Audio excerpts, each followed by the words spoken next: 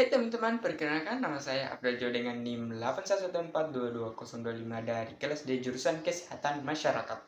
Nah, di video saya kali ini saya akan membahas sedikit tentang apa itu bencana.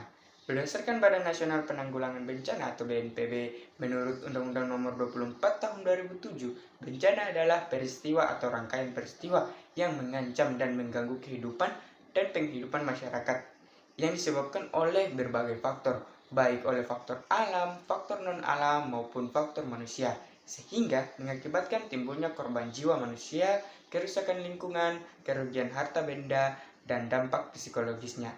Nah, di sini saya akan memberikan contoh bencana berdasarkan klasifikasinya, yaitu bencana alam, bencana non-alam, dan bencana sosial.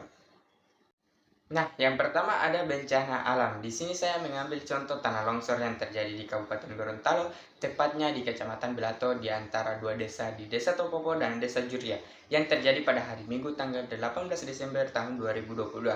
Nah, adapun dampak kerugiannya antara lain menyebabkan akses jalan di dua desa terputus, tepatnya antara Desa Totopo dan Desa Juria, membuat lalu lintas penghubung antara dua desa terganggu. Selain itu, material longsor juga menghantam sejumlah tiang listrik hingga kabel putus, dan tanah juga menghalangi aliran arah sungai.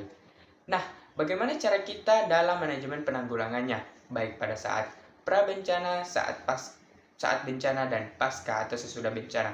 Pada saat pra-bencana atau sebelum bencana, lakukan pemetaan daerah tempat tinggal, memberitahukan lingkungan yang rawan terjadinya longsor, lakukan langkah-langkah pengurangan risiko longsor, contohnya jangan membuat kolam atau sawah di atas lereng, tidak mendirikan rumah di bawah tebing, jangan menebang pohon di sekitar lereng. Serta jika tanda-tanda longsor sudah terlihat, maka segera mengungsi ke tempat yang aman. Selanjutnya pada saat bencana, antara lain jangan panik dan tetap tenang, segera tinggalkan rumah, hubungi petugas di lingkungan tempat tinggal, dan jika kondisi di sekitar kita membahayakan, segeralah mengungsi. Nah, pada saat pasca bencana atau sesudah bencana, antara lain jauhi kawasan yang terkena longsor dan tetap berada di tempat aman. Ikuti terus informasi untuk memastikan kita sudah berada di tempat aman, serta ikuti perintah relokasi apabila telah diputuskan oleh pihak yang berwenang. Baik, selanjutnya yaitu bencana non-alam. Di sini saya mengambil contoh tumpahan minyak yang terjadi di pesisir pantai Cemarajaya, Karawang, Jawa Barat. Tepatnya pada hari Senin tanggal 22 Juli tahun 2019. Nah, adapun dampak kerugian yang dialami antara lain, ekosistem dalam laut tercemar, petambak ikan dan udang di desa Cemarajaya menganggur karena laut tercemar, serta bibir-bibir pantai yang lautnya terkena tumpahan minyak menghitam. Akibatnya, pantai-pantai yang ada di Cemarajaya juga menghitam. Nah, manajemen penanggulangannya pada saat pra-bencana atau saat sebelum bencana, yaitu memastikan ketersediaan perlengkapan dan alat yang diperlukan untuk menangani tumpahan minyak, termasuk penyelamatan dan peralatan pembersihan.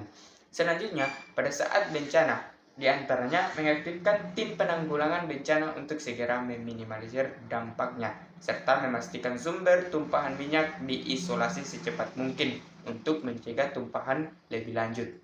Yang terakhir pada saat pasca bencana atau sesudah bencana, yaitu menilai dampak lingkungan dan sosial dari tumpahan minyak untuk merancang tindakan pemulihan dan juga melakukan pembersihan tumpahan minyak secara hati-hati untuk mengembalikan lingkungan ke kondisi semula. Nah, contoh yang terakhir ada bencana sosial. Di sini saya mengambil contohnya yaitu kerusuhan sosial yang terjadi di Kecamatan Wamena, Kabupaten Jayawijaya, Papua, tepatnya pada tanggal 1 Agustus tahun 2022. Nah, pada saat itu terjadi pertikaian antara kelompok distrik Kouma. Akibat peristiwa tersebut terdapat korban jiwa dan luka-luka. Diinformasikan ada sebanyak 4 orang. Satu orang meninggal dunia dan 3 orang luka berat yang dirawat di Rumah Sakit Umum Daerah Wamena. Adapun manajemen penanggulangannya yaitu pada saat sebelum bencana atau pra-bencana antara lain identifikasi dan adres faktor-faktor pemicu konflik sosial seperti ketidaksetaraan sosial ekonomi, politik maupun etnis, serta mengedukasikan masyarakat mengenai pentingnya toleransi, dialog dan resolusi konflik damai.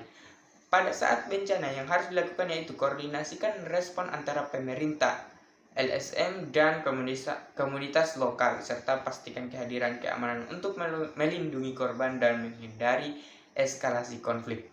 Dan yang terakhir, pada saat pasca bencana, antara lain promosikan dialog antara pihak-pihak yang terlibat dalam konflik dan upayakan perdamaian jangka panjang, serta dukung inisiatif pemberdayaan masyarakat untuk mengatasi akar-akar masalah sosial yang berkontribusi pada krisis.